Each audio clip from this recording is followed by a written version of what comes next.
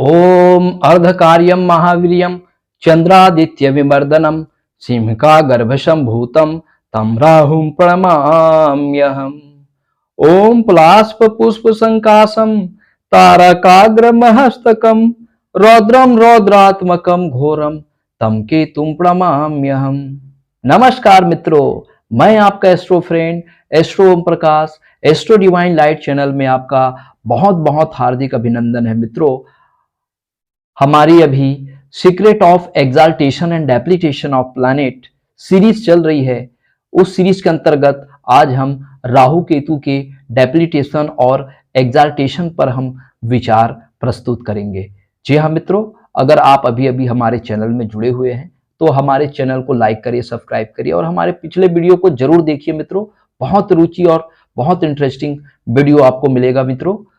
आज हम राहु केतु के बारे में, राहु केतु कौन कौन से राशि में उच्च के शास्त्रकारों के द्वारा कहे गए हैं, आज उसके बारे में क्या रहस्य है, उस उच्च और नीच के पीछे, उसके बारे में आज हम आपको बताने जा रहे हैं। तो चलिए एक बार पुनः पुनः आपका बहुत हार्दिक अभिनंदन मित्रों। तो सबसे पहले हम राहु के बारे में विचार कर ले।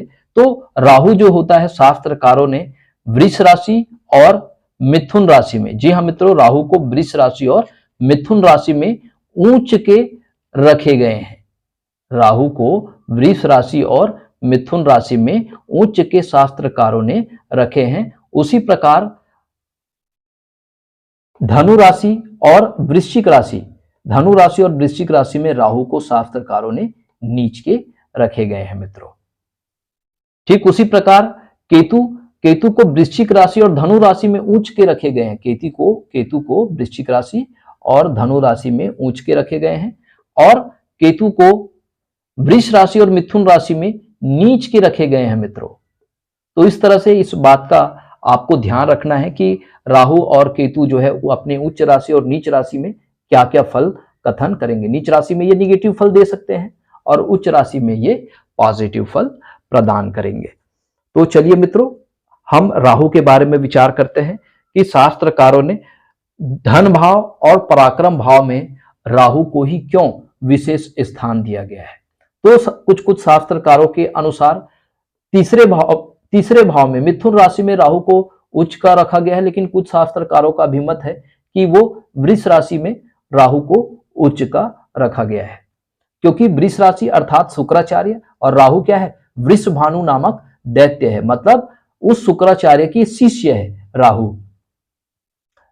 जी हाँ मित्रों, और मिथुन राशि, ये मिथुन राशि जो होता है वो राहु का जो निगेटिविटी है वो बुध पर नहीं पड़ता, अर्थात ये बुध जो है वो राहु को क्या करता है, कंट्रोल करने का काम करता है।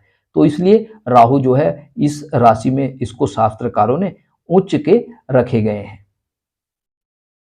अब चूंकि ये जो दूसरा भाव है धन भाव है, तो धन भाव में कोई भी पाप ग्रह का बैठना ये धन का क्या करता है, नुकसान करता है, हानि करता है। और राहु क्योंकि असुर ग्रह है, इसलिए यहां पर इस भाव में राहु को उच्च का रखा गया है, क्योंकि राहु क्या है, पराक्रम है। असुर लोग क्या है, बहुत पराक्रमी होते हैं। इस कारण से मिथुन राशि में ये जो है बाहुबली होते हैं, बाहुबल से भी ये बहुत ज्यादा स्ट्रांग होते हैं। इस कारण से मिथुन राशि में राहु को शास्त्रकारों ने उच्च के रखे गए हैं और ये बहुत पराक्रमी होते हैं, क्योंकि पाप ग्रह यहाँ पर बैठ के जातक को हार्ड वर्किंग इन नेचर बनाएगा, जातक को बहुत ज्यादा पराक्रमी बनाएगा। इसी कारण जातक अपने कर्म को एक अच्छा आयाम जो है वो प्रदान कर सकता है। जब जातक के अंदर जो है वो पराक्रम होगा, जातक जब दृढ़ मेहनत करने वाला होगा, तभी उसको सफलता प्राप्त होगी। चलिए मित्रों, अब राहु अष्टम भाव में जो है वो क्या हो जाता है, डेबिलिटेट हो जाता है। तो अष्टम भाव में, चूंकि कालपुरुष की कुंडली में अष्टम भाव में वृश्चिक राशि पड़ती है, जो राहु की क्या है, शत्रु राशि है। तो यहां पर राहु बैठ के कुछ रहस्यमयी रोग जो है वो जरूर जातक को प्रदान कर सकता है। कोई गुप्त भाग में कोई पीड़ा दे सकता है, परेशानी दे सकता है। तो यहां पर राहु को जो है अच्छी स्थिति नहीं होने के कारण ये राहु जो है वो यहां पर जो है वो बुरा फल प्रदान कर सकता है, क्योंकि ये साधना का भी भाव होता है।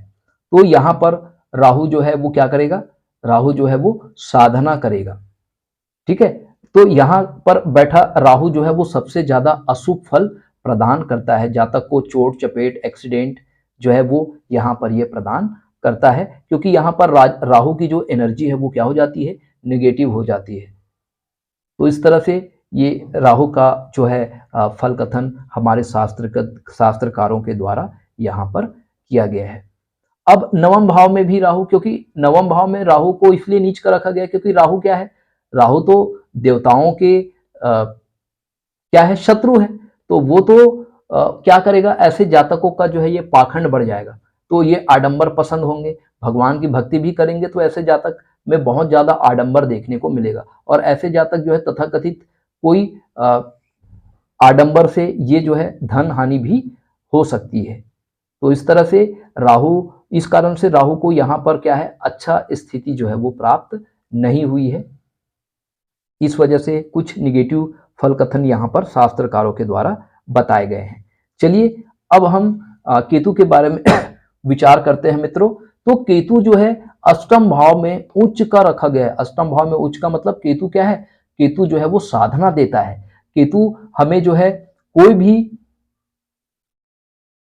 कर्म करने के लिए ये हमें बहुत ज्यादा, ये हमें साधना देता है, ये हमें तपस्या देता है, क्योंकि केतु को हम बड़े गुरु भी मानते हैं। क्योंकि ये केतु जो है वो हमें बहुत ज्यादा डिवाइन बना देता है। ये केतु जो है हमें कोई गुण विद्या से जुड़कर ये काम कराता है। ऐसे जातक जो है उसकी रुचि जो है वो ज्योतिष में हो जाती है, गुण विद्या में इसकी रुचि हो जाती है। ऐसे जातक वो डिपेस्ट लेवल पे जाकर के शोध करते हैं, कोई गुण विद्या में रुचि रखते हैं, ज्योतिष, हस्तरेखा विज्ञान, अंक शास्त्र और वैदिक एस्ट्रोलॉजी में ऐसे जातकों की रुचि हो सकती है। ये समाज सेवा के कार्य, समाज सेवा से जुड़े धर्म कर्म अध्यात्म से जुड़े कार्य कर सकते हैं। ऐसे जातक निश्चित रूप से बहुत आध्यात्मिक प्रकृति का होगा और बहुत जो है ऐसे जातक जो है वो शोध का भी विद्यार्थी हो सकते हैं। ये अपने पत्र जो है वो पब्लिश कर सकते हैं। ऐसे जातक जो है रिसर्चर हो सकता है, अनुसंधानकर्ता हो सकते हैं।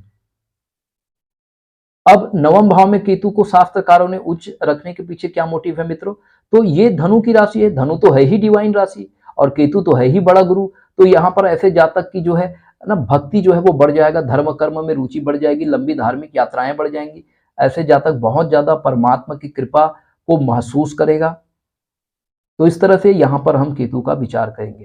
केतु जो है वो दूसरे भाव में बैठने पर क्या हो जाता है, शास्त्रकारों ने, कुछ शास्त्रकारों ने यहाँ पर केतु को नीच माना है, तो कुछ शास्त्रकारों ने मिथुन राशि में केतु को नीच का माना है।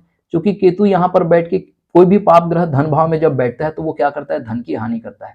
तो ये धन का क्या करेगा, हानि करेगा। लेकिन केतु क्या है, धर्म कर्म के कारक होता है, धर्म ध्वजा का कारक होता है। तो ऐसे जातक जो है धर्म कर्म के क्षेत्र में धन को क्या कर सकता है, व्यय कर सकता है।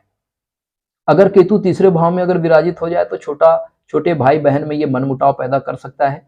यहाँ पर केतु की जो स्थिति है, जातक के पराक्रम में वृद्धि तो करेगा, लेकिन पड़ोसी जो है इनके मददगार साबित नहीं होंगे। कभी कभी छोटे भाई से भी इनको जो है वो सहयोग की प्राप्ति नहीं हो पाएगी। तो केतु को भी यहाँ पर अच्छा स्थान नहीं मिला है, क्योंकि केतु जो है हमारे शरीर का भाव होता है ना। तो शरीर के भाव होने की वजह से यहाँ पर कुछ असंतुष्टि का भाव जो है वो बना रहेगा। केतु जहां भी बैठे वहां वो असंतुष्टि का भाव प्रदान करता है, ताकि उस चीज को वो पाने के लिए जीवन भर लगा रहे। तो ये भाव पैदा करता है। केतु हमारे पास्ट लाइफ को भी रिप्रेजेंट करता है। जहां जहां केतु बैठा हुआ है उस भाव तथा उस भाव के कारकत्वों से संबंधित जो कार्मिक साइकिल है उसका हमारे पूर्व जन्म से संबंध होता है। जी हाँ मित्रों। तो और राहु जो होता है, राहु जहां जहां जिस किसी भाव में बैठा हुआ हो उस भाव के फ्यूचर एस्पेक्ट को वो रिप्रेजेंट करता है। तो इस तरह से राहु और केतु से हम फ्यूचर और पास्ट के बारे में हम जान सकते हैं। केतु के बारे में हम पूर्व जन्म के बारे में हम जान सकते हैं और राहु के बारे में हमारे आने वाले जो जन्म है हम उसके बारे में जान सकते हैं। तो केतु हमारे भूतकाल के बारे में घटनाओं का जानकारी प्रदान करता है और राहु जो है हमें भविष्य काल की जानकारी को ये प्रदान करता है। और दोनों के बीच जो होता है वो होता है हमारा मन, जो हमको न तो भूतकाल में जाके जीना है और न ही हमको भविष्य काल में जाके जीना है, बल्कि मन को हमेशा वर्तमान में जाकर के जीना है, मन को कर्म करना है मित्रों। तभी हमें इस जीवन की जो पर्पस है उस पर्पस तक हम इस आत्मा को, इस मन को हम पहुंचा पाएंगे। तभी हम इस जीवन को हम सफल बना पाएंगे। तभी हम उस परमात्मा ने जिस उद्देश्य से इस दुनिया में हमें भेजा है, उन उद्देश्यों की पूर्ति हम कर पाएंगे। हम परमार्थ से जुड़े हुए कार्य कर पाएंगे। हम मोक्ष के दिशा में हम प्रयास कर पाएंगे। यदि हमारा यह प्रयास आपको पसंद आता है मित्रों, तो आप हमारे चैनल को लाइक करिए, शेयर करिए, सब्सक्राइब करिए। मित्रों, ये ज्ञान का महायज्ञ आप सब भी अपनी थोड़ी सी आहुति जरूर दे। इस ज्ञान को ज्यादा से ज्यादा आप लोगों तक पहुंचाए, और तभी हम इस ज्ञान की सार्थकता को अंतःकरण कर पाएंगे और एक नया थॉट प्रोसेस के साथ, एक नए विचार के साथ हम अपने जीवन का शुरुआत कर सके। क्योंकि परमात्मा ने हमें बुद्धि इसलिए दी है क्योंकि हम अपने जीवन में उत्पन्न होने वाले जो प्रतिकूल परिस्थिति हैं, चाहे वो रोग के रूप में हो, चाहे हमारे शत्रु के रूप में हो, या कोई कर्ज के रूप में हो, तो उन परिस्थितियों को हम अपने बुद्धि और विवेक से और ज्ञान से उन समस्या का हम समाधान निकाल पाए। परमात्मा भी इसीलिए हमको इस दुनिया में भेजा है क्योंकि हमारी रक्षा करने वाला कोई नहीं है। हम स्वयं हमको अपनी रक्षा करना पड़ेगा, और उस रक्षा करने के लिए हमको ज्ञान का अंतःकरण करना पड़ेगा। जी हाँ मित्रों, तो हमारा ये एस्ट्रोलॉजी की नॉलेज यदि आपको पसंद आती है तो इसको जरूर लाइक करिए, शेयर करिए, सब्सक्राइब करिए। मित्रों, परमात्मा आपको स्वस्थ रखे, मस्त रखे, आनंदित रखे, आपको ज्ञान दे, आपकी मनोकामना पूरी करे। इसी शुभ और मंगल कामनाओं के साथ अब हमें इजाजत दीजिए मित्रों। आपका बहुत बहुत साधुवाद, बहुत बहुत आभार। नमस्कार, प्रणाम।